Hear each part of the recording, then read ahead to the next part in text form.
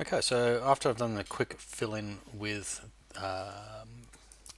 this layer, you can see we've still got our line work up the top, and I've just got a very quick grayscale underneath. And here's the layer there. So our line work's going to cover over the top, and if we've done it well enough, it should be reasonably good looking and suitable for a production storyboard.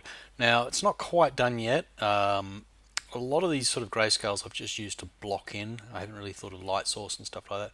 So there is a little bit extra that we can do as far as fixing this up. Now, at this point, I'm going to rename this, and let's call this flatting. And this is actually a technique used in doing stuff like comic books and that. And I'm going to use this as a reference to pick out big blocks of color. So I'm going to go to my wand tool, and I'm going to make it onto the actual wand thing as opposed to the quick selection tool. I'm going to make sure continuous is ticked and sample all layers is unticked. And then what I can do is I can, again, playing around with the tolerance, I should be able to click into these and select entire areas, and it's not working because I'm on the line work. I'm going to make sure I'm clicked onto the flatting layer, so it's going to click all of that, and because continuous is ticked in, it's not going to select areas of a similar color. If that is unticked, you can see it's starting to select the fish and the clouds. They're even close enough as well, so we do want to get some variation on that. And once again, I'm going to lock this layer because I don't want to really redraw on top of this. I'm going to create a new layer on top now, and let's just call this shading, like so. And by selecting on flatting layer, I can bring the line work up, and I'm going to make sure I'm selected on flatting layer, and I'm going to use my wand tool, continuous selected, and I'm going to start blocking in some of the colors. Now, here's the back of the seat here. Now, because continuous is ticked on, it's run into a line here and it's gone up, stop. So if I hold down shift, it's going to bring up the plus, and I can click in the other areas that I want to click on. Now, it has picked up this area here, so a couple of options. I can either try and drop my tolerance down, and that seems to have worked a little bit better, and clicking onto those layers there. Now I've got those selected, I'm going to select onto my blank layer here, and I'm going to brush this in. So I'm going to select B for brush, there it is there, and for this option I'm going to actually just use a soft round brush. So we do have a lot of options with brushes, we can make up our own, but for this I'm going to stick with a soft round brush. And what I also want to do is I want to play around with the opacity for this. Again, I'm not using a Wacom where we can have this done automatically, and I'm going to start off with something fairly low, probably around the mid 20s to 30s. But again, play around with this, and I'm going to use a really large brush. So to adjust your brush size, what you want to do is you want to use the square brackets, and I'm just drawing them here on your keyboard. Shortcut is letter next to the letter P, and this one here is going to minus the size, and this one here is going to increase the size. The other option is again also to right click, and we can adjust the size. It's a little hard to see how big it is until we've actually brought it back onto the screen, so I don't really use that one very often. And the other option again, click up at our brush there as well. So I'm going to hit E for erase, and I'm just going to erase the square brackets that I've just drawn now. I'm going to brush, and I'm going to use the square brackets and get a pretty big size. And you can see these marching ants are sort of defining this.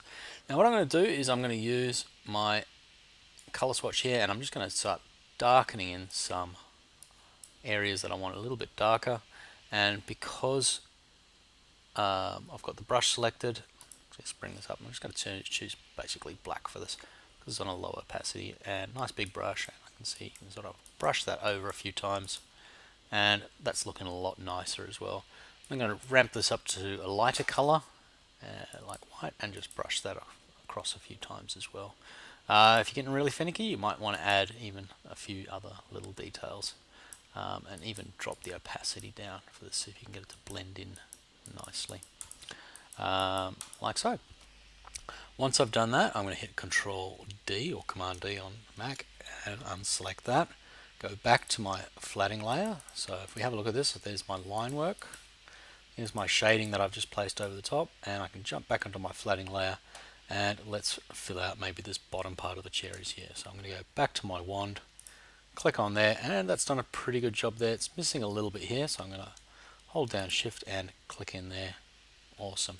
Bring back my shading, click in there, and once again I'm going to add some shading to that. So I've gone for the pure black there. I'm going to put my opacity up a little bit more just for speed's sake, and run that through a few times. Now, a couple of quick tricks as far as drawing these lines is if you want to draw a straight line, I'm going to reduce my brush size for this and change this to white. If you want to draw a straight line, we have a few options, and this is using the Shift key. Now, if we hold down the Shift key, I'm just pressing it now, and we click and draw, it's going to pretty much draw a straight line. Just for demos, I'm going to ramp this up to 100% opacity and make my brush smaller. So hold down Shift, there it is, I've just pressed it, click, and it's going to allow me to draw a straight line. Unclick, and if I move it to a different location, holding down Shift, it's always going to draw a straight line to that point. So let's take that back, hold Control Z, and if I click, and then move my mouse to where I want it to be, hold down Shift and then left click again, it will draw a straight line across. So this is really helpful if we want to draw a line in a particular direction. So I'm going to again bring my opacity down fairly low, and I'm going to click where I want it to start, and then off the mouse button, move it to the place I want it to go, hold down Shift, and it will draw a nice straight line. You can do some back and forth for that as well. Another quick one I want to mention is the color picker.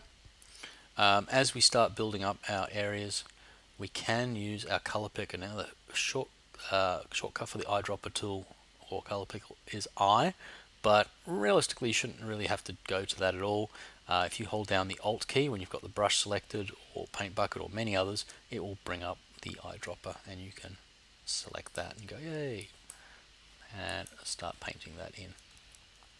So there we have it, and I'm going to select a darker area for under here, and once again we can play around with that kind of thing and just see if we can, nice big brush strokes, and just see if we can get some of the area in there. Control D to deselect, back to my flattening layer, and I'm going to jump in and let's select this sky area here. Great, that will do. Back to my shading, brush, and there we have it. So this is just really quickly allowing us to fill in big chunks of area, and without having to worry about going over the finicky lines and stuff like that over and over again. Really what you want to try and avoid is getting the little paintbrush out and trying to etch away millimeter by millimeter. This is really going to speed up our workflow. Back to the flattening layer, wand, select the face, back to the shading, and I could maybe even look at doing something like adding some shading underneath, and let's pick out some lighter colors, etc, etc. So as you can see, super quick, and I've missed a few areas with the arm and stuff like that, but for demo purposes hopefully this will help you out. Now we can also play around with the opacity of this. If this shading isn't really working for us, we can play around with the opacity over here, and it's going to make it lighter or darker, or we can jump in and go image, adjust, and levels, which we've already looked at, and you might want to have a play around with that depending on how much it's going to affect it. Now you always do have the option of creating more layers. I could do a layer here specifically for maybe adding color to it, and I can always reuse this flattening layer which has our big blocks of color. Go to my wand, select areas that I want to use. Great, add this, select onto this, and as an example I'm going to call this one color, and let's say I'm going to add some red to this. So paint bucket, there it is there, click and red. I'm going to hit Control D to deselect. Do have a play around with these blend modes here. You can do something like overlay, for example, and what we should be able to find out is, let's bring our shading back up. You should be able to see that it's going to interact with our background, or we can try something like multiply. So these blend modes are going to interact with light or dark areas, and also as we get more and more advanced, color as well. So, but as I said, color we typically try and leave out. In most cases for storyboards, it does slow us down a little bit, but if there's a really important part you want to highlight, by all means use a bit of color. It can help out.